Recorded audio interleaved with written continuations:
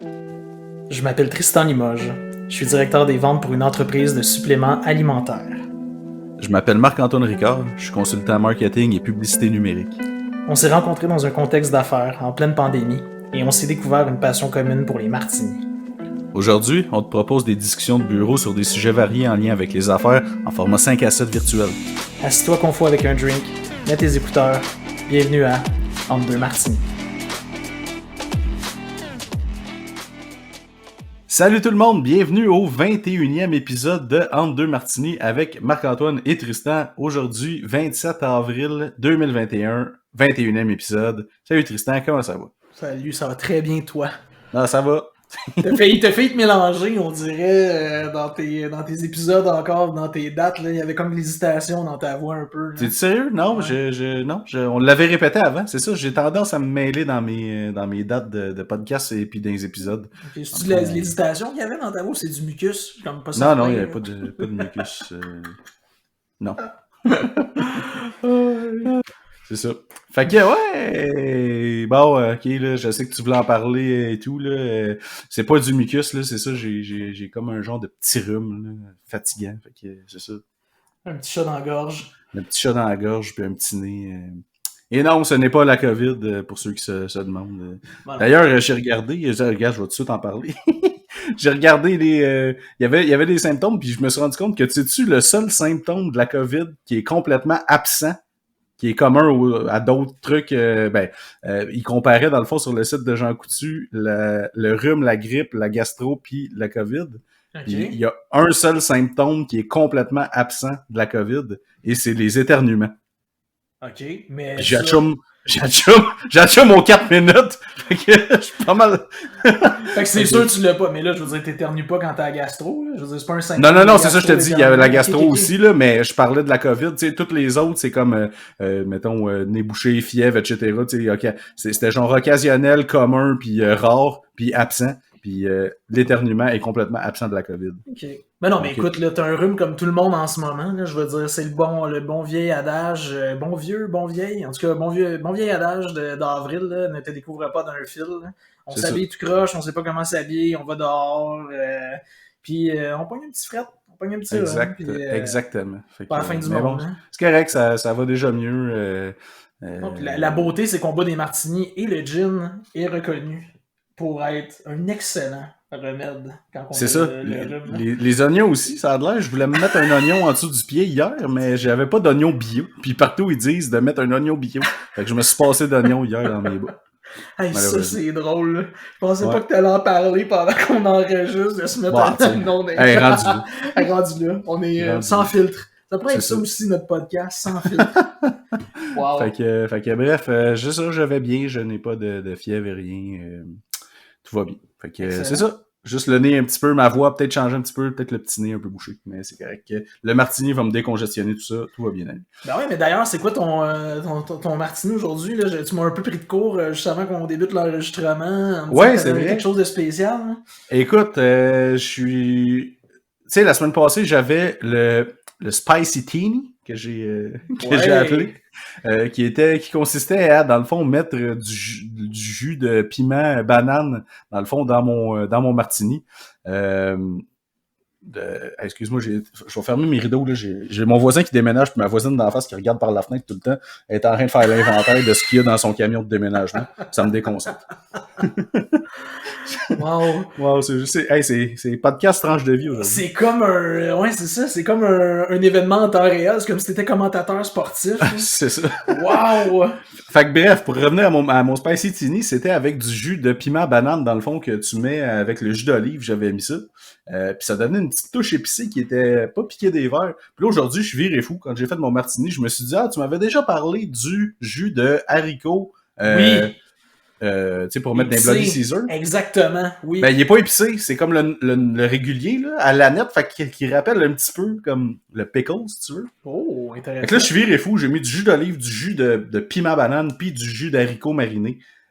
Tout ça avec un gin Lore and Legends, puis du dry martini. Puis sérieusement, c'est vraiment bon. Je pense que je vais l'appeler le Saumur Tini. Wow, mais c'est ça, parce que tu mélanges à peu près toutes les saumures qui existent en termes de goût. C'est ça. Olive, piment, banane, pickle, c'est intéressant. J'ai pas l'habitude d'essayer un nouveau martini lors de l'enregistrement. C'est la première fois que je le fais.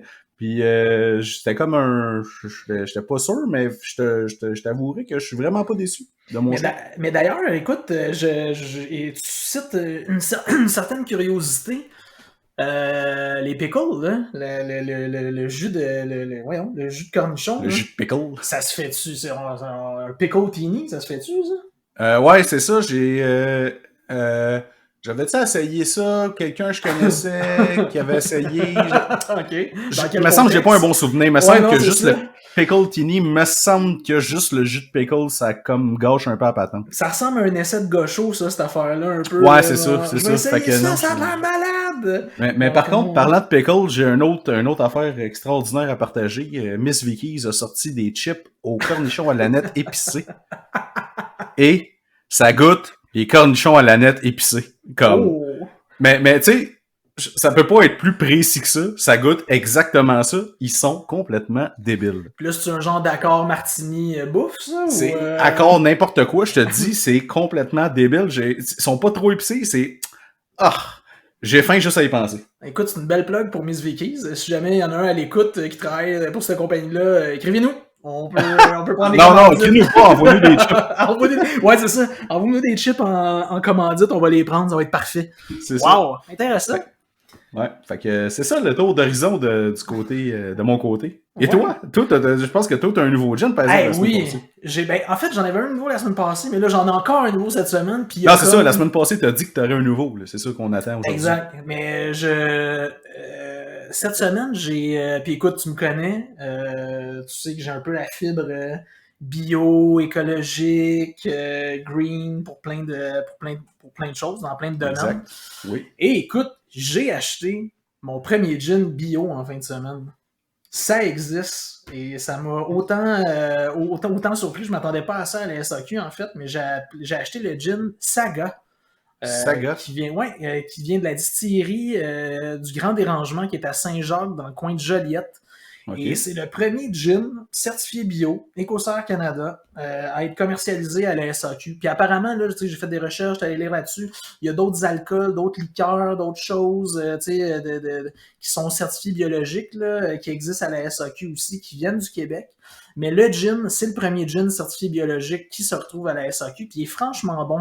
Il réinvente pas la roue, là, je vais être franc. Là. C'est un gin très standard, très commun. Mais le fait qu'il est biologique, je trouvais ça intéressant. Je trouvais le fun. Il y a quoi dedans? C'est-tu... C'est un très, tu sais, écoute, le bon vieux gin, tu sais, avec genièvre, tout ça, là, un gin classique, là, tu sais, pas. L'autre fois, je parlais du gin Mononcle, qui était très épinette, sapiné, tout ça. Là, on est vraiment dans un gin très classique, il est vraiment super bon, mais tu sais, c'est pas un wow factor, c'est pas le meilleur gin que j'ai bu de ma vie, mais dans un martini, il fait très bien le travail. Ben, c'était ça la question. Est-ce qu'il fait la job dans un martini? Il fait la job dans un martini, c'est tout le temps ça. En fait, c'est rendu que avant, en fait, je continue toujours de le faire. Je goûte tout le temps un gin avant de le mélanger dans un martini pour y goûter. Mais c'est rendu que mon vrai test, c'est quand je le mets dans le martini. Pour savoir s'il fait la job pour mais c'est ça, avant, exactement. C'était l'inverse. Là, c'est dans le martini que je sais si c'est un bon gin ou pas. Exact. Donc, puis tu sais, je sais pas, toi, quand tu vas, moi, la dernière fois que j'ai été à Sac, c'était quand même assez drôle parce qu'il y avait comme plein de monde dans la rangée des gins, puis on était comme en train de faire du réseautage de gins, tu sais. Comme on se parlait de nos gins, qu'est-ce qu'on aimait, puis etc., tu sais. Avec le gars de la SAQ, c'était vraiment super. Ouais, j'adore comment tu as subtilement amené le sujet, encore une fois. Puis juste avant que tu expliques la transition phénoménale et cousue de fil doré que tu viens de nous servir, je veux juste dire que le gin Saga, si vous voulez le reconnaître à la SAQ, il est vraiment particulier parce que toute la bouteille, en fait, le haut de la bouteille est scellé avec de la cire jaune. Fait qu'il est vraiment facile à reconnaître. Là, je sais exactement lequel tu parles. Ouais, le tiers de la bouteille est scellé avec de la cire jaune. Puis ce qui est vraiment le fun, c'est quand il y a une petite languette pour ouvrir, là, dans le fond, là, faire le tour du goulot, en fait, pour ouvrir la bouteille. Cette languette-là qui se détache, c'est fait comme un fortune cookie. sais, les fortune cookies, là, des restaurants chinois, Ouais. il y a un petit message à l'intérieur de la languette, tu peux lire, tout ça. Bon, mais C'est vraiment le fun. En plus, tu peux te faire une chandelle avec le glow. Tu peux te faire une chandelle. Bon, j'avais pas pensé à ça, mais maintenant que t'en parles, c'est une excellente idée. Sur ce, je te laisse nous expliquer ta transition, Marc-Antoine. Ben là, vous amener vers notre sujet d'aujourd'hui. C'est ça, j'ai parlé des rassemblements à la SAQ, parce que c'est probablement les seuls rassemblements qu'on a le droit de faire. Puis ben c'est ça, en fait, on a parlé de réseautage, donc ça va être ça aujourd'hui, notre sujet du jour. On va parler de réseautage, parce que pas mal tout le monde qui a travaillé dans une compagnie ou qui a été représentant ou peu importe, dans le fond, dans une compagnie avec le public, a probablement déjà été dans des événements de réseautage, que ce soit des 5 à 7, des chambres de commerce, des événements... Il y en a tellement, en fait. Je veux dire, c'est incontournable là, que quelqu'un... en fait, ce que j'ai le goût de te dire, c'est que probablement du monde... Vous avez déjà participé probablement à un événement de réseautage sans même vous en rendre compte. Ouais, des déjeuners causeries. Ah, mon Dieu, oui. Tout ça, tout ça. Oui, des déjeuners causeries. On va en parler. As-tu déjà fait ça? Ah, ouais. Hey, écoute, on va commencer avec ça. On va y aller avec les temps de la journée. On va commencer avec le déjeuner. Ben, les fameux déjeuners causeries. Parce que le réseautage de nuit, c'est d'autres choses. Non, c'est d'autres choses. C'est dans les bars, puis c'est spécial. C'est ça. L'objectif n'est pas le même. Non, ben ça dépend. Là. Ça dépend à qui tu parles. Là. Pas pour sortir avec une carte d'affaires, mettons. Non. C'est ça. Mais écoute, les déjeuners causeries, ça, je pense que c'est la première initiation, en fait, que j'ai eue au réseautage. Puis je vais pas dire que c'est d'un ennui mortel, parce que c'est... Non, mais je veux dire, c'est une opinion personnelle. Puis j'ai rencontré du monde dans ces événements-là qui, pour vrai, avaient de l'air vraiment de... Je vais prendre une expression très française, mais de prendre leur pied. D'avoir vraiment du fun à être là. Tu sais, le genre, arriver avec son croissant, puis dire « Salut, je m'appelle, puis je travaille pour telle compagnie, tout ça », puis s'asseoir à côté de toi, puis de déballer sa vie en 5 minutes, puis passer au prochain... Quelqu'un de trop motivé, là, genre, vraiment. Puis moi, en fait, la seule chose que, tu sais, je retiens de cet événement-là, en fait, j'étais allé à 2, puis je suis jamais retourné après, puis c'est une genre de promesse que je me suis fait. Mais de jamais retourner ou d'aller dans un déjeuner causerie, pour vrai. De jamais retourner dans un déjeuner causerie. Puis je veux dire, chaque personne étant différente, moi, le matin, je suis pas super matinal. Je suis matinal correct, mais pas assez pour un déjeuner causerie. Pas assez primé, là, pour... Ah non. Puis pour les gens qui savent pas exactement comment ça se passe, c'est que généralement, le déjeuner causerie se tient avant, mettons, le début des heures de bureau le matin. Et la causerie, en fait, c'est qu'il va y avoir, un invité conférencier qui va parler pendant que tu es en train de manger ton croissant, tes petits fruits, puis en train d'avaler ton café dans la grosse cruche, là. Exactement. Puis, généralement, ça va commencer à 8h pour se terminer vers 9h, mais le monde arrive à peu près un 30-45 minutes d'avance pour faire du réseautage. Donc, si on recale la cassette, là, puis on fait un peu le schéma de la journée typique de quelqu'un qui participe à un déjeuner causerie, faut que tu te lèves à peu près à 5h30 le matin, frais comme une rose, dans la douche, bien habillé, bien sapé, puis prêt à avoir genre un moment de socialisation extraordinaire avant même le déjeuner. Là. Je veux dire, ça marche pas. Là. En rond debout avec ta petite napkin puis ta petite assiette trop petite pour ton muffin, genre. Ouais. Puis moi, le premier dans lequel j'ai été lancé, propulsé, j'étais tout seul de ma gang. Dans le sens qu'on m'a lancé là parce que quelqu'un ne pouvait pas se présenter, puis c'est moi qui ai été envoyé là-bas.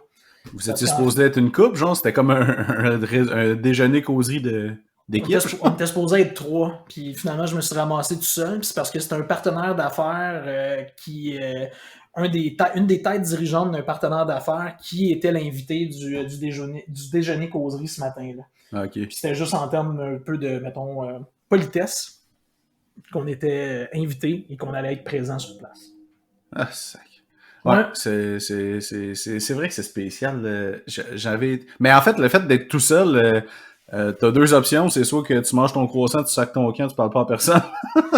Ou genre, tu t'en profites justement pour pas être avec ta gang pour aller rencontrer d'autres personnes dans le fond, puis essayer de jaser puis créer des liens. Mais est-ce que tu as déjà eu de la business qui est sortie de ça, toi, un réseau? OK.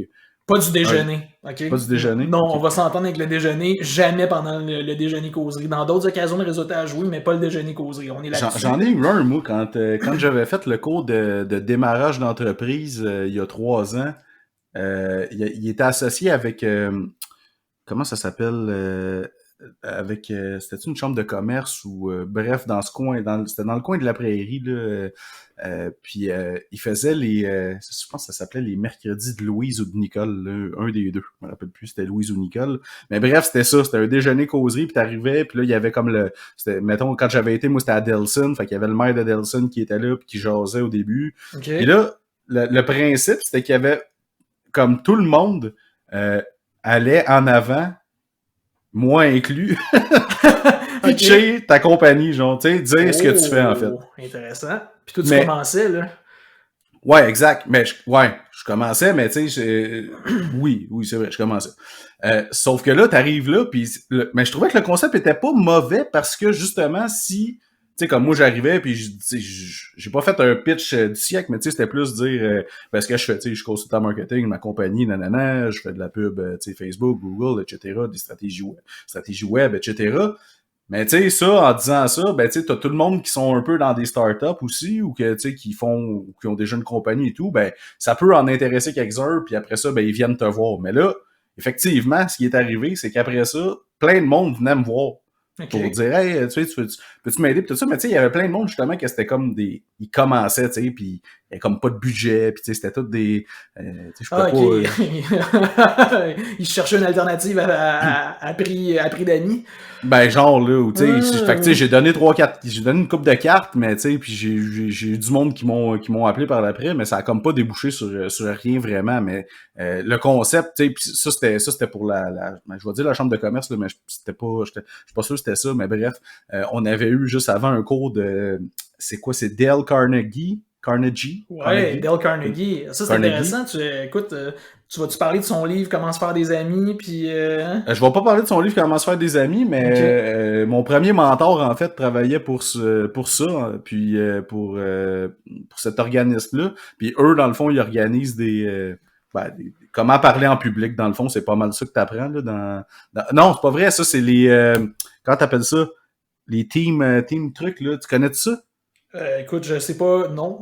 Les Toastmasters. OK. T'as-tu déjà entendu ça? Non. OK, ça c'est débile. C'est genre des... Ben, je veux pas dire une secte, là.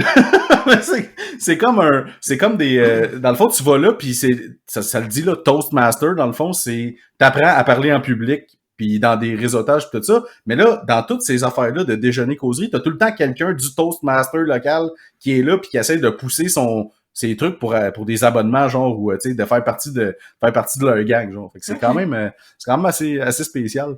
Mais non, excuse, Dale Carnegie, c'était pas ça, là. C'était plus de comment se faire des amis, comme tu dis, mais c'était l'autre Toastmaster qui m'est revenu, qui montrait comment parler en public. Mais bref, je trouvais tout le temps que, puis tu sais, j'en ai eu d'autres, là, pour nommer que celui-là, mais c'est vrai que le matin, t'es comme en train de manger ton petit croissant, boire ton café. Si t'es pas matinal, c'est peut-être pas pour toi un déjeuner causerie. Ah, clairement pas. Mais tu peux bien croire que l'avenir appartient à ceux qui se lèvent tôt, là, mais c'est peut-être pas vrai pour tout le monde. Ouais, mais tu sais, l'avenir appartient à ceux qui me dérangent pas trop le matin aussi, je te dirais. Aussi. Il y a ça, mais tu sais, je t'écoutais, tu me disais, tu t'étais devant, tu te présentais. C'est un peu une formule alcoolique anonyme. Là. Salut, je m'appelle Marc-Antoine, j'ai débuté ma business. C'est ça! C'est ça, je pense même que j'avais un crest, là. J'avais comme un sticker avec mon nom dessus. Oh, wow! C'est vraiment pareil, là. En tout cas, mais tu sais, c'est sûr que ça fonctionne, puis c'est sûr qu'il y a une clientèle pour ça, puis qu'il y a des gens qui apprécient ce genre de moment-là. Mais moi, clairement, tu sais, la formule déjeuner, puis je suis quelqu'un de très social dans la vie, là, puis justement, je trouve ça intéressant que tu parles du livre de Dale Carnegie, j'en aurais parlé un peu plus tard. Mais tu sais, ce livre-là de comment se faire des amis, de poser des questions, d'apprendre à connaître les gens autour de toi, puis en fait, c'est l'essentiel qu'on doit... L'as-tu déjà lu, le livre? Je m'avance. Non, je l'ai pas lu. Bon, ben, tu sais, l'essentiel que tu peux retenir de ce livre-là, c'est que tu poses tellement de questions que, premièrement, tu apprends à connaître les gens, puis les gens ont l'impression de te connaître sans même savoir exactement qui t'es et qu'est-ce que tu fais dans la vie. Ouais. C'est ce que j'avais sans le lire, c'était ça que mon mentor me disait, puis qu'il nous disait aussi dans le cours, si tu veux, parce que dans le fond, je l'ai connu à travers c'est la cellule de mentorat, en fait. C'est ça, je cherchais la chambre de commerce, mais non, c'est la cellule de mentorat qui organise des déjeuners causeries. OK. Dans le fond. Les mercredis de Louise. Okay. C'est ça. Puis ouais, exactement ce que tu dis là. Ce qu'il montrait, c'est de poser des questions, t'intéresser, etc. Puis poser tellement de questions que, comme tu dis, la personne a l'impression qu'elle te connaît. Exact. Et tu sais, il y a plein d'autres belles opportunités là, de vivre ce genre de moments-là, puis sans nécessairement que ce soit des déjeuners causeries. Tu sais, il y a les jeunes chambres de commerce. Moi, j'ai été dans, tu sais, on peut dériver vers d'autres formes d'événements de réseautage. Mais moi, j'ai été dans la philanthropie, en fait, pour le musée Pointe-à-Carrière de Montréal. Dans la relève philanthropique du musée Pointe-à-Carrière. Puis là, c'est vraiment, tu sais, c'est le genre d'organisation, premièrement, qui est très cool. Tu sais, je vais utiliser le mot cool, là, parce que tu es affilié avec un musée. En plus, le musée Pointe-à-Carrière, c'est l'histoire de Montréal. Il est sur le lieu de fondation de Montréal. Vraiment super le fun. Tout je te dirais... C'est un beau musée. Hein, oui, tu sais, le décorum est le fun. Puis quand tu es dans la relève philanthropique, ben, tu es affilié avec tous les organismes comme la Jeune Chambre de commerce, les jeunes entrepreneurs, les jeunes... Tu sais, c'est vraiment tout ce cercle-là qui se tient ensemble puis qui est réuni dans des événements qui ont lieu au musée. Fait que ça a été vraiment une belle expérience pour moi. Puis là, c'est sûr que tout le monde on est tous des différentes bébites. Moi, je suis pas très matinal, mais je suis pas mal plus 5 à 7 dans mon type de personnalité. Avec ton martini. Avec mon martini. Fait que tu sais, ça pour moi, ce genre d'événement-là, à la fin d'une journée de travail, de te retrouver avec des gens qui sont grosso modo de ton âge, tu sais, de ton groupe d'âge en fait, puis qui jeunes entrepreneurs, jeunes professionnels qui se rassemblent ensemble dans une formule 5 à 7. Les échanges sont pas mal plus simples, pas mal plus faciles pour moi dans ce cadre. Tu sais, on va se le dire, le fait qu'il y ait 2-3 cocktails aussi, tu sens être chaud mort, mais comme ça rend plus loquace, mettons, puis c'est comme plus... quand je peux dire, je veux pas promouvoir de la boisson puis tout ça, là, mais mettons, tu prends un drink là, ou deux, mettons, dans ton réseautage, tu commences un petit peu à être moins gêné, mettons, puis c'est plus facile de réseauter, d'aller vers les autres puis d'entretenir la conversation. C'est sûr, si tu tombes dans le bar, là, c'est en fait, ça, c'est une des choses à ne pas faire dans un événement de réseautage, c'est de tomber dans le bar. Je pense que ça, on peut s'entendre là-dessus. Mais tu sais, si je le mets en opposition avec les déjeuners causeries, tu sais, le matin, pour la plupart des gens, en tout cas, il y a des exceptions qui on les voit, tu sais, ceux qui sont vraiment dedans le matin dans des déjeuners causeries, t'es en train de te réveiller, là, tu sais, t'es clairement en train de prendre ton premier café de la journée pour essayer de te starter un peu, là. C'est pas le café qui va faire que tu vas... généralement, moi, à toutes les fois que je suis allé dans des trucs de même, le matin, j'avais pas vraiment le goût d'être là. Exact. Tandis qu'en fin de journée, oui, comme tu dis, le drink va faciliter, mettons, l'échange, délier les langues un peu, devenir un petit peu plus social, mais surtout, t'es plus dans un mood, j'ai le goût de dire, de décontracté, décompressé, t'as le goût, genre, de relâcher la pression un peu, puis de parler à du monde, ça peut être le fun aussi. T'es pas obligé de tomber dans le bar pour avoir le goût de jaser. Ben, des fois, c'est même pas dans des bars, là, mais il y a tout le temps un peu des bouchées ou des affaires comme ça. Mais moi, l'affaire que je trouvais un peu plate, moi, personnellement, j'haïs ça, là, les événements de réseautage. OK. Non, pour vrai, je vais le dire, là, je déteste ça. Parce que dans le fond, honnêtement, moi, j'ai jamais rien tiré d'un événement de réseautage. Jamais. J'ai jamais pogné un client là-dedans ou quoi que ce soit. Tu sais, j'ai eu des appels et tout, mais j'ai jamais rien eu de concret parce que je trouvais que tu sais, puis c'est ça qui arrive aussi justement dans les chambres de commerce puis dans toutes tu sais, il y a plein d'organismes qui font ça, dans le fond, qui organisent des réseautages. C'est tout le temps le même monde qui est là-dedans, puis le même monde qui sont là depuis le début. On dirait que c'est comme un cercle fermé. Ouais. Dans le sens que t'arrives là, toi, le outsider, mettons, si t'étais pas là puis que t'es pas dans la gang, mettons, ben c'est tough de rentrer dans la conversation, tu sais, parce qu'ils se tiennent ensemble. Tu sais, c'est comme, dans le fond, le boys club ou girls club, tu sais. T'as-tu l'impression, genre, que t'arrives dans une place où, genre, les gars, ils se voient, ou les gars ou les femmes, où tout le monde mélangé ensemble se voit les samedis pour jouer aux cartes? Moi, j'ai déjà eu ce feeling-là. Ben, peut-être, là, tu sais, mais sauf, moi, tu sais, dans ceux que j'avais été un moment donné avec un de mes chums qui est notaire, on était allé pas loin, il y en avait un événement, puis tu sais, c'est sûr, peut-être que c'est le genre d'événement où est-ce que, tu sais, lui, il allait, c'était bon pour sa business à lui comme tel, mais moi, j'étais allé là, c'était que des agents d'immeubles, des courtiers hypothécaires, là. Fait que si t'es pas vraiment dans ce domaine-là ou whatever, tu sais, puis c'était dans un autre coiffeur, là. Fait Oh, que une wow, couple mon de Dieu, t'étais coiffeurs. clairement à ta place, là. Ouais, clairement, c'est ça, tu sais. Moi, avec ma grosse touffe de cheveux, là. Et aussi je veux dire, ton entreprise qui se spécialise dans les courtiers hypothécaires, dans les agents d'immeubles, là. Ouais, exactement, tu sais. Oui. J'ai rien contre ça, j'en ai eu comme client des courtiers, mais tu sais, quand même, euh, tout le monde était comme en petit groupe, puis tu sais, j'ai reçu à peu près 4-5 cartes de courtier hypothécaire puis de trucs de même, tu sais. C'est correct, mais sauf que j'ai rien tiré de ça. Ouais. Puis même affaire dans que ce soit le midi ou dans des 5 à 7 et tout. Mais toi, je pense que oui, t'en as eu des bonnes expériences là-dedans, mais mon point était que j'ai l'impression que c'est tout le temps le même monde puis que c'est tough de rentrer dans un clic, si tu veux. Mais tu vois, en fait, j'ai l'impression qu'il y a comme une catégorisation des événements de réseautage. Tu sais, ce que tu viens de parler là, c'est comme plus je sais pas, des genres de regroupements d'entrepreneurs, justement, ou des Ouais. regroupements d'agents d'immeubles, ou tu sais, spécifiques à une industrie, tout ça. Tandis que quand tu te retrouves dans une jeune chambre de commerce, en tout cas, ce que j'ai pu un peu déceler puis voir, c'est qu'il y a tout le temps du 109 puis il y a tout le temps du nouveau monde qui se joint à ça. Puis tu sais, vu que c'est une jeune chambre de commerce, c'est super dynamique. Puis tu sais, un moment donné, il invite des amis, puis là, ça grossit les événements. T'as tout le temps du nouveau monde qui tourne autour de ça. Ouais, Là où peut-être. d'autres événements vraiment plus restreints, mettons dans justement, tu as donné l'exemple des courtiers, des agents immobiliers ou des courtiers hypothécaires, ou je suis déjà allé dans un événement de TI, je sais pas pourquoi je me suis ramassé là, en fait, là, je m'en souviens même pas.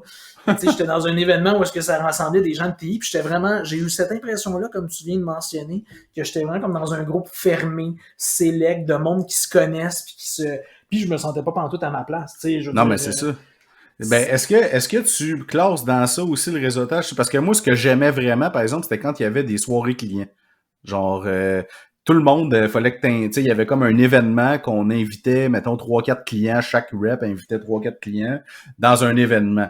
Fait que c'est un peu une forme de réseautage parce que moi, en fait, pour moi, parce que moi, dans ces affaires-là, j'essayais de parler avec plein de monde, puis c'est une occasion de tisser plus de liens, mettons, avec tes propres clients qui acceptent de venir. Je sais pas si tu qualifierais ça de réseautage ou plus d'événements d'entreprise ou quoi, parce que c'est sûr que tu rencontres pas comme tel du nouveau monde. T'amènes tes clients, mais au pire, tu rencontres les clients des autres, puis tu sais jamais non plus sur qui tu vas tomber. sur qui tu vas tomber. Mettons, tu parles avec le client d'un de tes collègues ou whatever, puis pour X raison, dans une couple d'années, t'es plus pour cette compagnie-là, puis tu fais quelque chose de connexe que ce client-là pourrait t'apporter quelque chose, ben tu sais, s'il se rappelle de toi, ben tu peux le relancer, ça agrandit ton réseau et tout. Là. Ouais, mais tu sais, tu vois, il y a quelque chose là-dedans, j'ai l'impression, de plus intime, par exemple, quand t'as des soirées comme ça. Ben Tu moi, sais, ça, c'est je moins. tripais, là.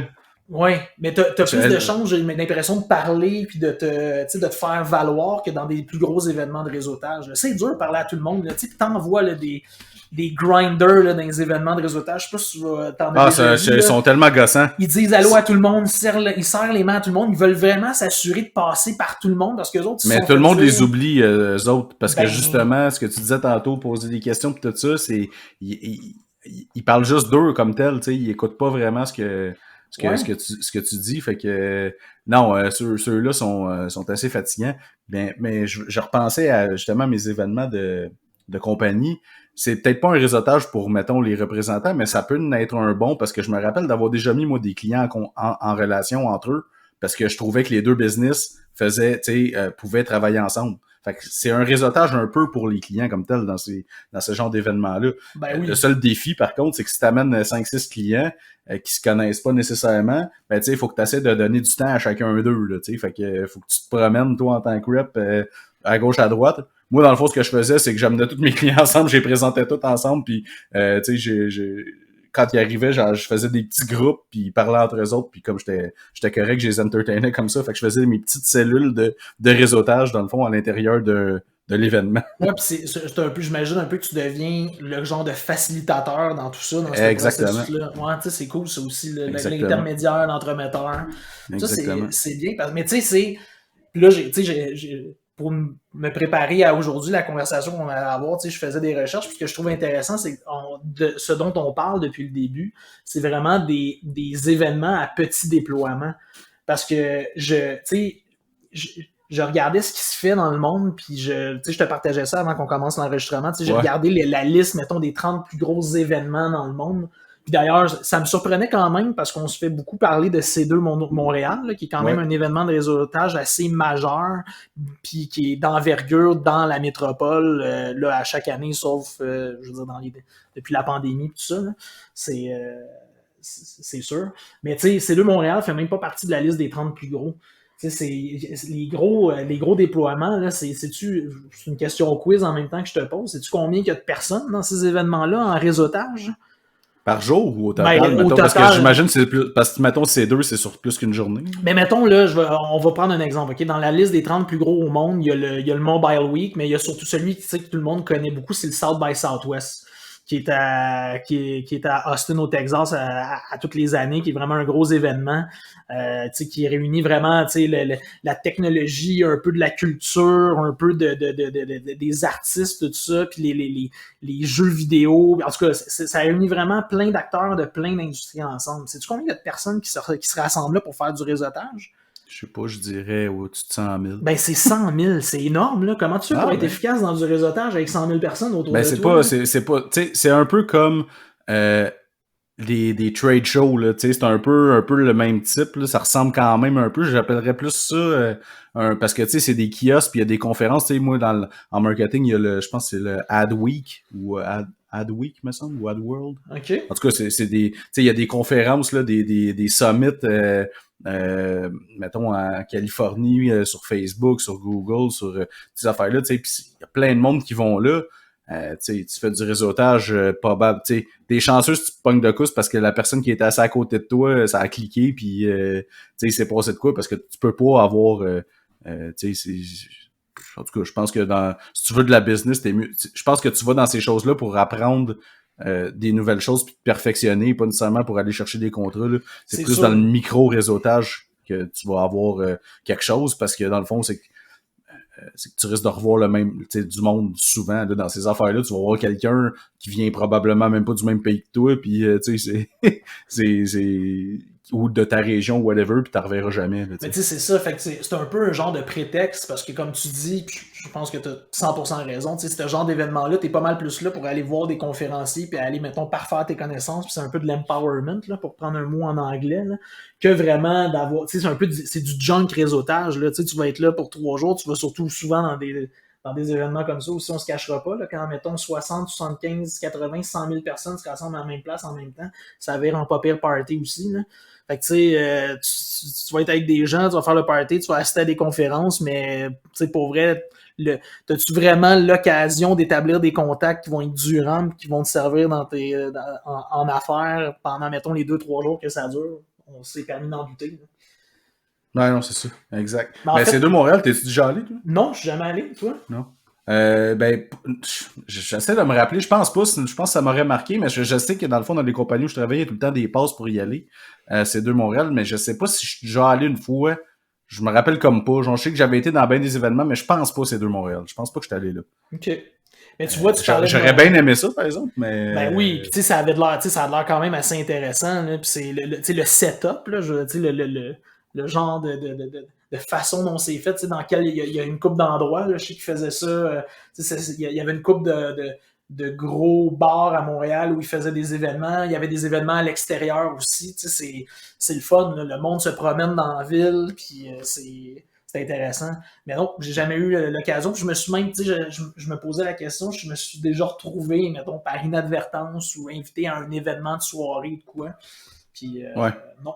Mais là, je regardais, tu sais, dans la liste des 30, tu me parlais de marketing tantôt, un des gros événements de marketing qui fait partie des 30 plus gros au monde, c'est le Icon qui a lieu aux États-Unis. Je sais pas si tu connais ça. Icon, non. C'est à Phoenix, en Arizona. 60 000 personnes qui se rassemblent à Phoenix pour discuter de tout ce qui est marketing. Donc, c'est... Je le connais pas, celui-là, mais tu sais, il y en a plein, là, comme je te dis, des gros... Tu sais, j'ai jamais été dans une affaire comme... Dans des grosses affaires comme ça. Là. Moi, c'était plus des petits et tout. Puis, tu sais, la seule affaire pourquoi j'irais dans un gros, c'est, comme je te dis, c'est même pas pour réseauter, c'est juste pour écouter les conférences de monde, tu sais, qui sont des... si tu veux, des sommités dans le domaine, là, tu sais. Hein?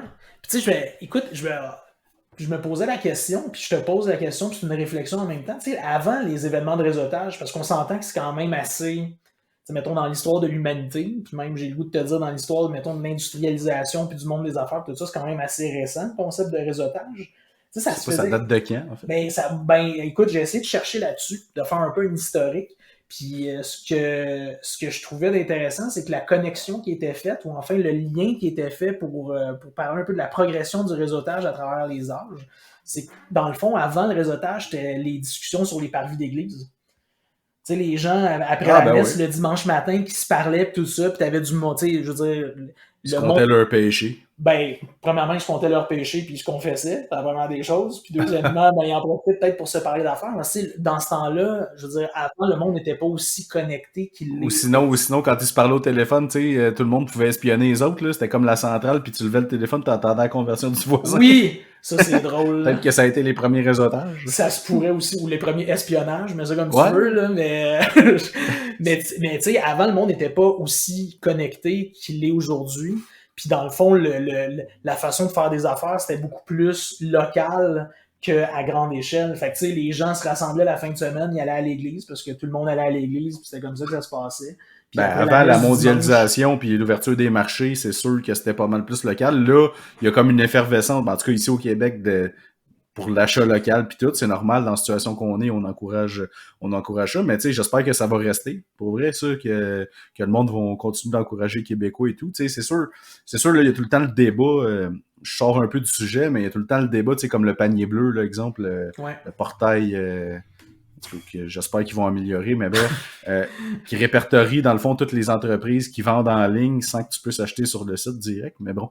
Le débat étant, est-ce que si j'achète, mettons, d'une compagnie qui est au Québec, mettons, qui est québécoise, mais qui vend un produit pas fait ici, est-ce que j'achète québécois quand même, ou non, ou ça prend vraiment une compagnie qui produit québécois, qui vend au Québec, puis qui est 100% Québec, là, tu sais, qui est toute sa matière première est ici, puis tout, là. Ouais. Je sais pas qu'est-ce que t'en penses. Moi, je pense que si ta entreprise est au Québec, même si tu vends des produits d'ailleurs, je veux dire, t'as des revenus au Québec, tu contribues quand même à la société québécoise. Là. Ah, écoute, mais c'est un gros... En fait, je pense qu'on pourrait faire un épisode complet du podcast là-dessus, sur le débat du local, des entreprises locales. Mais clairement, dans le monde où on est aujourd'hui, tu sais, c'est un peu... Mais tu dis que tu sors du sujet, c'est quand même assez dans le sujet. Le réseautage aussi, c'est d'encourager ton monde autour de toi. C'est vrai. Tu sais, je recale la cassette dans des événements où je me suis présenté. J'ai souvent, au lieu de, tu sais, moi, je voyais clairement que je répondais pas à un besoin de quelqu'un avec qui je m'entretenais, mais j'en ai profité pour plugger. Plugger quelqu'un, c'est ça qu'ils disent souvent aussi. Absolument. C'est que ça te permet de plugger aussi ton réseau de contacts à toi.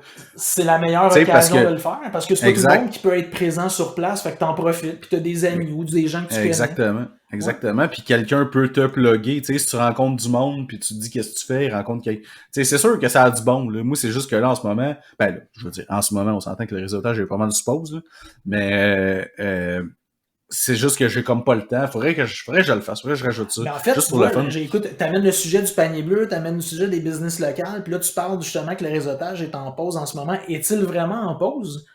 Je veux dire... le réseautage physique, là? Oui, le réseautage physique. Puis là, tu sais, il y a plein d'événements. Là. Moi, j'ai été sollicité, puis on parlait de confession, là, 2 secondes. Je m'en confesse. J'ai pas participé, mais tu sais, je me suis fait solliciter pour des événements de réseautage, mais virtuels.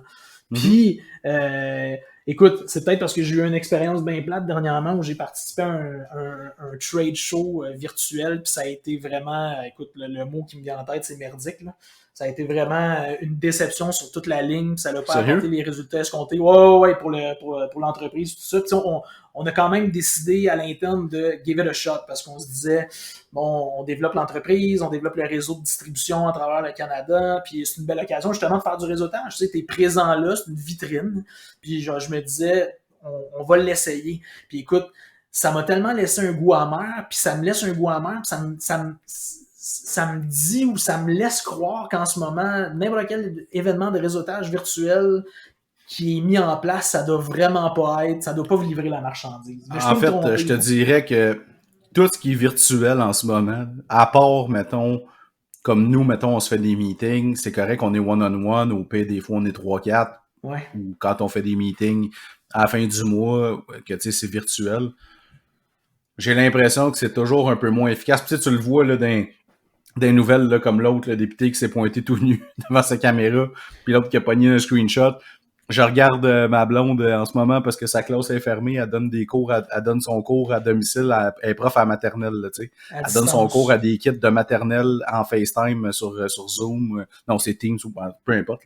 Ouais. Là-dessus, tu sais c'est comme hey ferme ton micro, hey là allume ton micro, hey arrête de te jouer dans le nez, tu sais n'importe quoi, tu sais c'est comme en fait c'est pas mal sûrement de même que ça se passe dans la classe, mais ça en ligne, je pense que ça a pas le même impact, tu sais. Puis j'ai donné des formations en présentiel avant la pandémie au cégep, puis au cégep.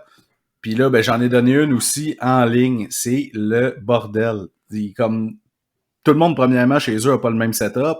T'en as qui ont pas de micro, il y en a qui ont pas d'écouteurs. Tu t'entends parler dans l'écran, dans les écouteurs. Tout le monde fait d'autres choses en même temps. C'est vraiment désagréable pour vrai. Fait que même des réseautages en ligne comme ça, je vois pas, tu sais, il y a une nouvelle plateforme qui est sortie qui s'appelle Clubhouse. Je sais pas si t'as entendu parler de ça. Ouais, genre, ben en fait, écoute, je pense qu'il faut vraiment que tu sois déconnecté pour pas avoir entendu ce mot-là dans les dernières Et semaines. est-ce que t'es dessus? Non, absolument pas. Ok, moi j'ai eu, faut inviter là, pour avoir, fait que c'est du monde qui ont des invitations, tu peux inviter des gens, fait que moi j'ai quelqu'un que je connais qui m'a invité. Oh, t'as été un élu, mon Dieu. J'ai été un élu. Wow. Je l'ai pas exploré plus en détail, mais c'est un peu ça dans le fond, c'est que tu rentres dans des chambres audio, puis là le monde parle de des sujets, tu sais, tu choisis les sujets qui t'intéressent, puis c'est comme un peu des podcasts mais comme en live. Fait que là, tu peux aller dans une place où est-ce que c'est genre mettons Mark Zuckerberg puis Bill Gates mettons qui ont une discussion sur l'avenir du marketing numérique, exemple. Tu sais, je dis n'importe quoi, mais ça pourrait être ça. Puis là ben t'as du monde qui écoute, mais tu sais après ça, tu peux chatter, il y a des chambres où est-ce que le micro est ouvert, fait que le monde peut parler, tu peux même te créer tes propres chambres toi-même, puis inviter le monde que tu veux à écouter dans le fond, si tu veux faire une conférence ou whatever. Il y a ça comme, mettons, réseautage virtuel. Mais tu sais, mais tu trouves pas qu'il manque quelque chose malgré tout ça? Il manque l'aspect humain, l'aspect contact physique, d'être debout face à la personne, de regarder la personne dans les yeux one-on-one. Il manque tout ça qui est pas pareil pantoute. Parce que j'ai l'impression que, excuse-moi de te couper là-dessus, mais tu peux pas, ça peut pas être du réseautage si les gens sont pas physiquement réunis dans un même endroit. Puis même si c'est un déjeuner causerie que je déteste puis que mais je dois quand même dire que le fait d'être réunis le matin, tout le monde ensemble, bien habillé, avec ton petit croissant, ton petit café, puis ton petit bol de salade de fruits, tu sais, il y a quelque chose de, je sais pas, d'unificateur, d'humain justement, comme tu as dit, tu sais, le côté humain, tandis que là, tu me parles de Clubhouse. Écoute, je trouve ça nice, là. Tu sais, je trouve que le concept est le fun. Puis, le concept est cool. Est cool. Mais je ferais ça à temps perdu le soir chez nous. Tu sais, je valoriserais pas mal plus de me déplacer en personne dans un événement pour aller serrer des mains ou là, peut-être juste donner un coup de coude là, en ce moment, là, mais au moins de te parler face à face, puis d'avoir le. Tu sais, puis dans tout contact, puis dans tout réseautage, il y a l'aspect de l'impression que quelqu'un va te donner aussi. En ligne, tu l'as-tu? T'as-tu ce feeling-là, cette impression-là, la première impression? Ben, si, comme je te dis, tu sais, comme si, mettons, mettons que j'ai quelqu'un à qui je parle, un client, un prospect, whatever, puis qu'on se fait une vidéoconférence, ben, tu l'as un peu parce que, tu sais, mettons, t'es one-on-one, tu regardes avec la personne, mais c'est pas comme dans le temps, mettons, rentrer dans le bureau, aller serrer à la main, donner, tu sais, comme ça arrivera pas tout de suite, ça, mais non, c'est sûr que c'est pas pareil. L'énergie que tu dégages, mettons, en personne versus devant ta caméra dans un angle douteux avec un éclairage de merde. Tu sais. Ouais. C'est sûr que c'est pas pareil, mais ça m'a pas vraiment ennuyé, moi, comme tel, mais tu sais, je le sens, je me sens pas autant dans ma zone, mettons, que quand j'allais voir un client directement, puis faire mon pitch, puis présenter les affaires. Ceci étant dit, les réseautages, il y a comme ça dans des clubhouses ou dans des salles virtuelles où est-ce que tu peux parler avec du monde. Mais une autre affaire qui je trouve qui marche pas pire, c'est des groupes Facebook. En fonction de ce que t'es comme industrie, exemple. T'sais, moi, j'en suis des groupes de pigistes, des groupes d'entrepreneurs, des groupes de marketing, ces affaires-là. Et j'ai eu beaucoup de contrats à travers ça. parce que souvent les gens vont poser des questions ou ces choses-là, puis mettons, toi tu réponds souvent de quoi de pertinent. J'ai du monde qui m'écrivent sur Messenger, exemple, qui sont aussi des pigistes, puis hey, tu fais ça, nanana, et j'ai beaucoup de références qui rentrent de monde qui me disent hey, c'est telle personne que je sais dans quel groupe cette personne-là est en commun avec moi, qui m'a référé à toi, peux-tu m'aider avec ci, ça, ça? Et j'ai pogné quand même pas mal de clients par ça. Il y en a que ça marchait pas et tout, mais j'ai eu beaucoup de références. Même j'en ai une un moment donné qui me disait je demande à m'écrire sur Messenger, hey, salut, fais-tu ça, nanana. Puis, tu sais, je la voyais aussi, elle interagit beaucoup, mettons, sur ces groupes-là, cette personne-là. Puis, j'ai demandé juste pour le fun, tu sais, comme y a-tu quelqu'un qui t'a donné mon nom? Elle dit non, ça fait une couple de temps que je te spot, genre, puis, tu sais, je trouve que ce que tu dis, tout ça fait du sens, fait que je pense tu pourrais probablement m'aider dans telle affaire avec mon client. Okay. J'ai fait, OK, wow, tu sais, ça marche quand même pas pire. Fait que les groupes Facebook, c'est puis même sur LinkedIn ou ces choses-là, c'est à privilégier, je pense, en ce moment, parce que tu peux pas te déplacer. Et même en temps où est-ce que tu peux te déplacer, c'est que premièrement, l'affaire qui est le fun, puis je pense que le monde va se rendre compte après quand on va pouvoir réouvrir, c'est que faire ça à distance de chez vous, tu sauves énormément de temps de déplacement. Là, tu sais, aller d'un réseautage, exemple, là, moi, je arrive ça de Montréal, aller à Montréal, faire un réseautage dans un 5 à 7, tu sais, 5 à 7, ça veut dire heure de pointe. Là. Fait que le temps que je me rende, faut que je parte quasiment à 3h30 pour me rendre dans mon 5 à 7. Je perds quand même beaucoup de temps de voyagement. Ouais, mais tu sais, puis là, je pense que c'est important justement de faire, tu sais, la distinction. C'est intéressant ce que tu dis. Le réseautage, je pense que tu en fais au quotidien. Puis tu sais, c'est important. Puis d'autant plus avec les outils qui sont à notre disposition aujourd'hui, les groupes Facebook, comme tu viens de dire, LinkedIn. Le réseautage est disponible au quotidien. Mais il y a les événements de réseautage aussi qui sont pas à négliger. Je pense que il y a deux catégories. Tu as le réseautage au quotidien qui se fait grâce aux outils qui existent aujourd'hui. Puis tu sais, le bouche à oreille, puis tout ça, c'est vieux comme le monde. Pas LinkedIn, pas les groupes Facebook.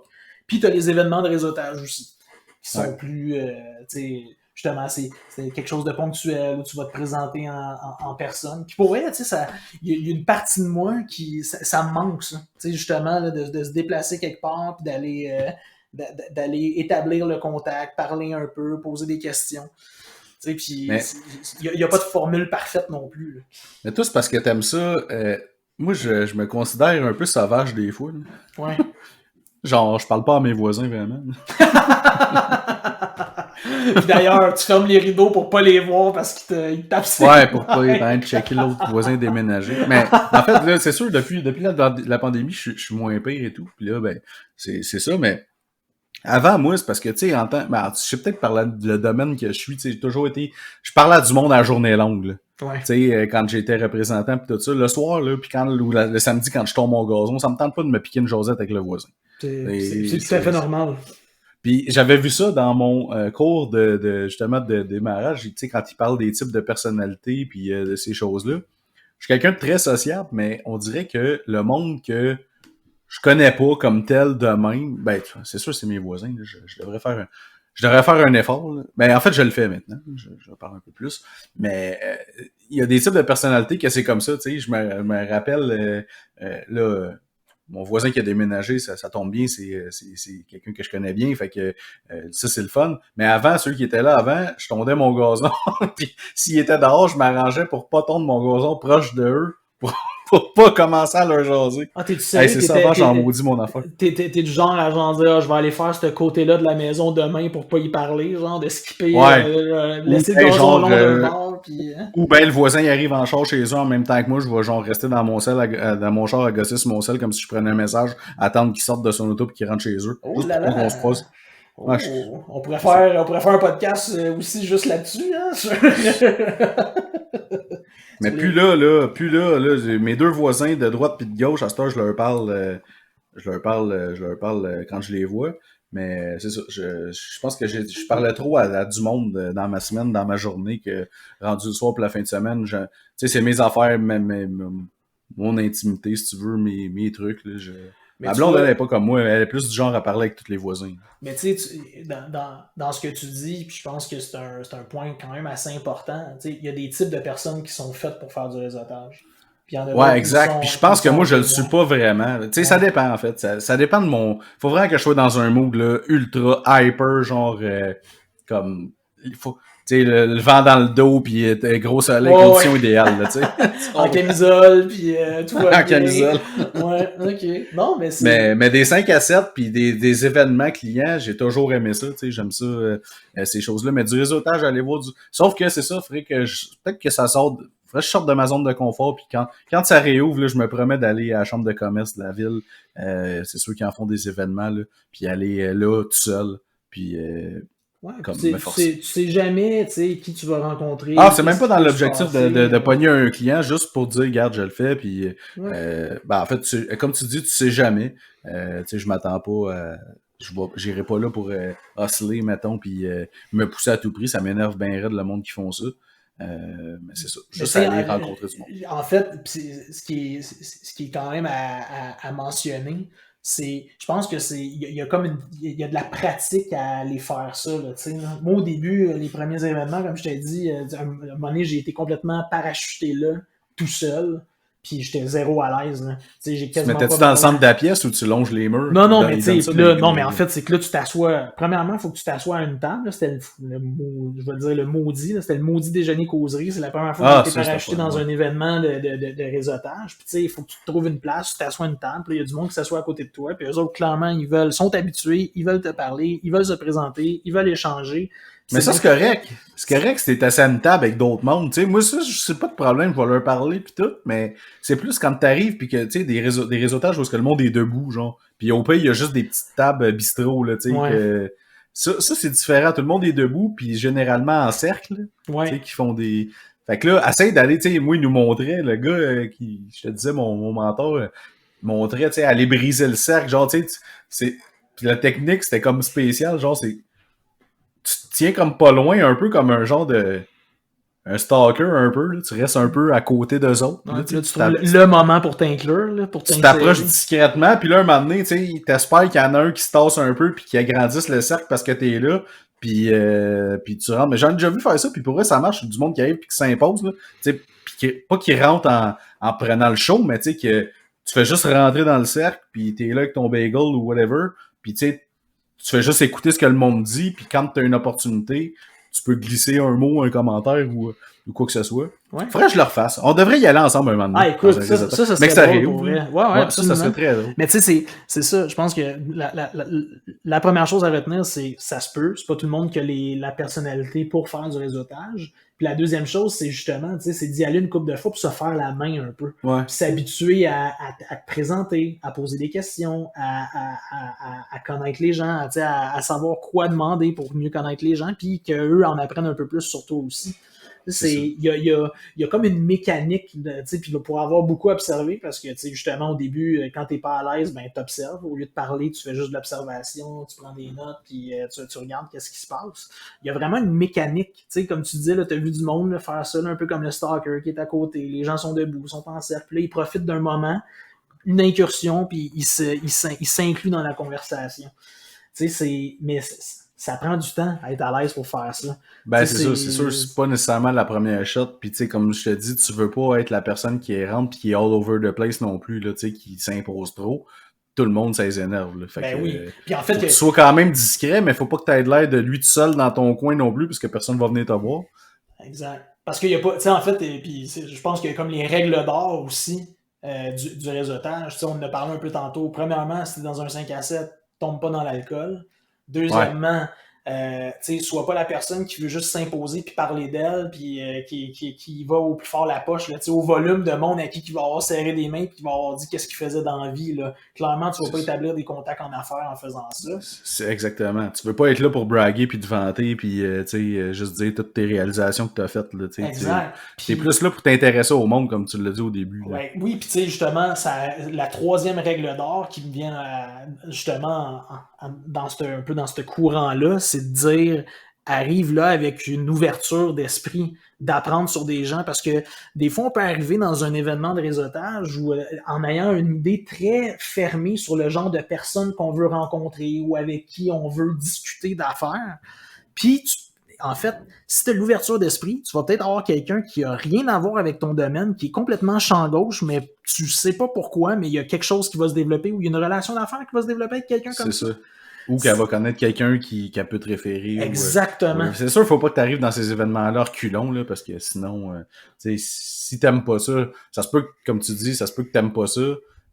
Comme essayer une couple de fois, puis si vraiment c'est pas pour toi, ben regarde, c'est pas pour toi, ça se peut, il y a du monde qui aime pas ça, that's it. Mais c'est sûr que c'est important si tu veux garder, c'est surtout, je pense, plus pour du monde qui ont en affaires, là, ou qui sont représentants, ou qui ont de quoi un service à offrir, ou un produit, ou whatever, je pense, là, ces événements-là. C'est sûr que c'est toujours bon de faire des nouveaux contacts, parce que tu sais jamais, comme on dit depuis le début, sur qui tu vas tomber, puis qui va connaître, qui va pouvoir t'être utile. Puis même là, toi, ça se peut qu'aussi, à un moment donné, quand tu parles à quelqu'un, puis que tu te rappelles d'une personne que tu as rencontrée, puis que cette personne-là pourrait être utile à ton contact, mais déjà, de mettre du monde en relation, moi, c'est tout le temps ça que je fais, tu sais, si je connais quelqu'un qui pourrait répondre aux besoins d'un de mes clients ou de quelqu'un à qui je parle, c'est sûr, je vais les mettre en relation, puis je te présente un X, je te présente un tel, tu sais, comme parlez-vous, puis voyez si vous pouvez faire affaire ensemble. Ben, je pense que le vrai réseautage pur et dur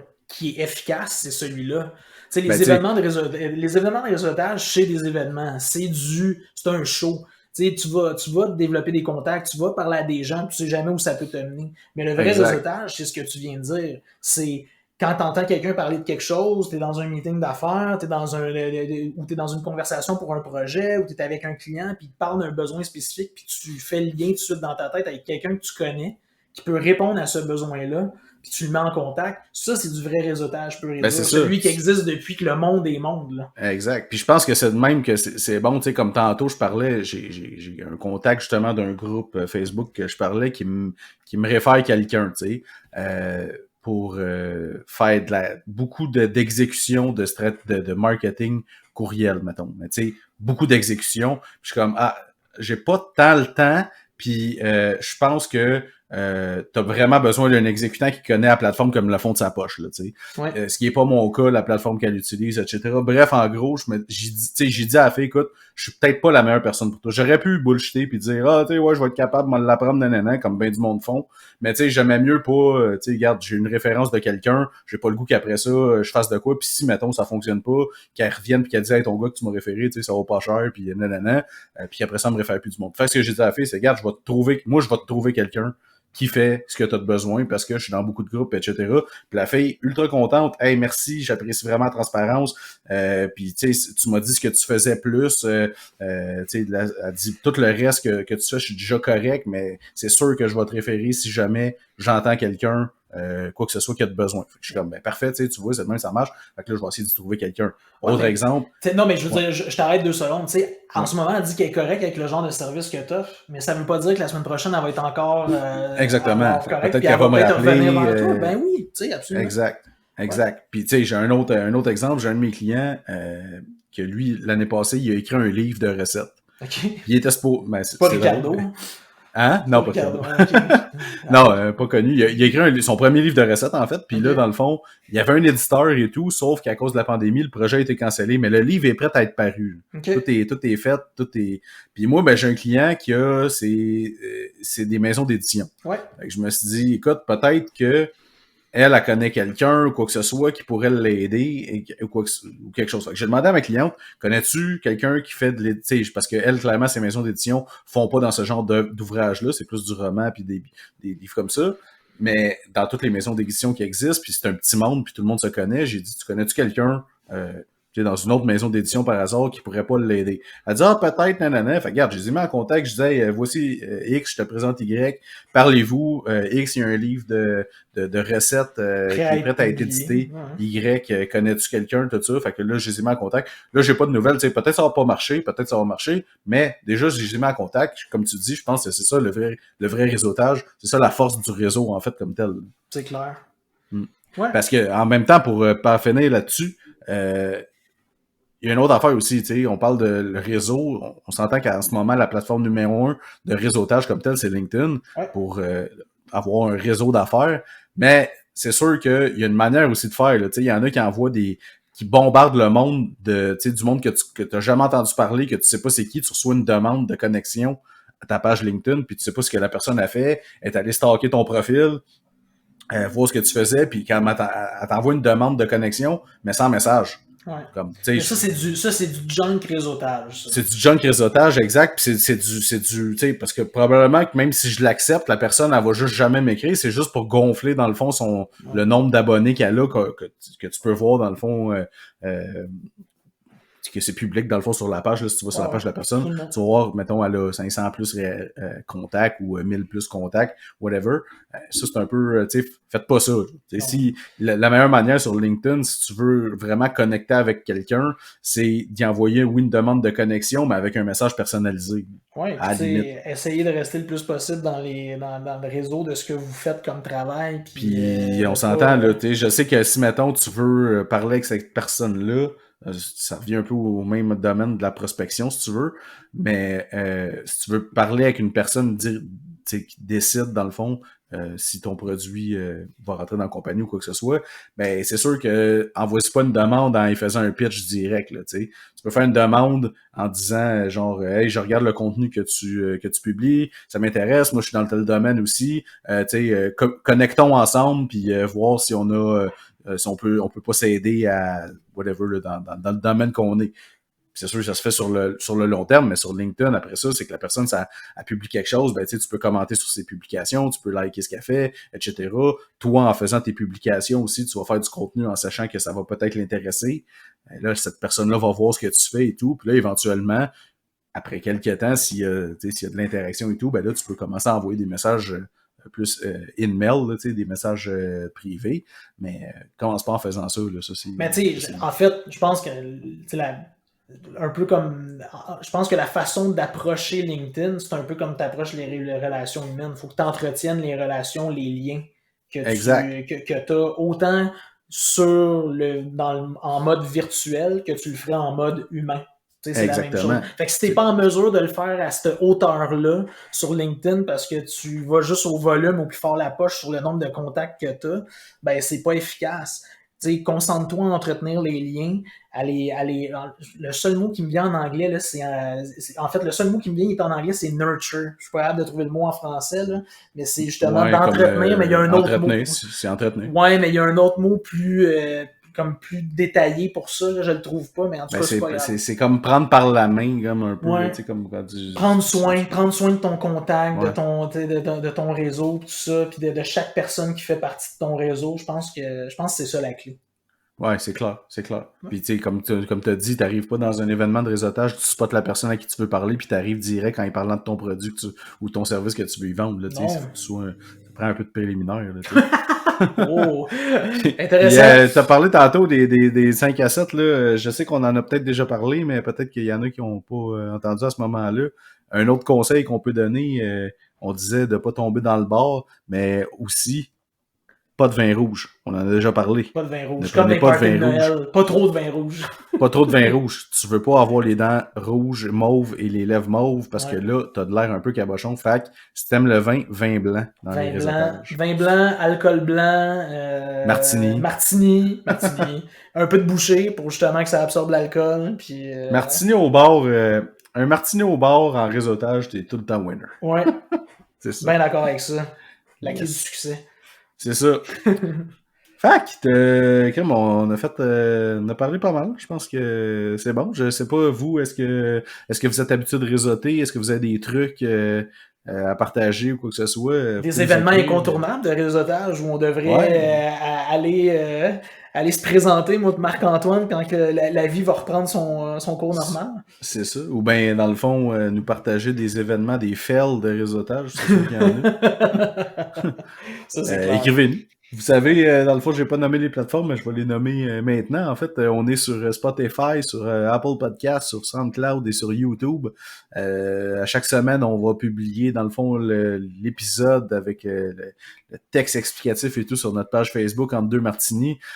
Puis, vous pouvez commenter sur cette page-là, nous envoyer des messages si vous voulez. Puis, notre adresse courriel, c'est entre2martini@gmail.com, tout en lettres. Et notre page Twitter, @2martini en lettres également. Donc, tu sais, gênez-vous pas pour nous écrire. Et puis, si vous voulez participer à l'épisode ou si vous voulez nous proposer des sujets ou nous faire part parler de votre journée, en fait, là, écrivez-nous. On a des bonnes oreilles. Peut-être qu'à un moment donné, on va organiser un événement de réseautage entre deux Martini. Ça peut être intéressant. Je lance l'idée comme ça. Ouais. C'est une très bonne idée. Ouais. J'aime ça. J'adopte. As-tu un mot de la fin sur ça? Chat. Comme celui que t'as dans la gorge. Ah! Non, il est pas super. Ok, c'est bon. Il est pas super. Déjà, je me sens mieux là avec après mon martini. Tout va bien. Ouais, une ponce de gin déguisée en martini, ça fait tout le temps du bien. Hein? Exactement. Sur ce, on va vous souhaiter un excellent 5 à 7, des bons martinis, puis on vous dit à la semaine prochaine. Yes, merci. Salut. Bye.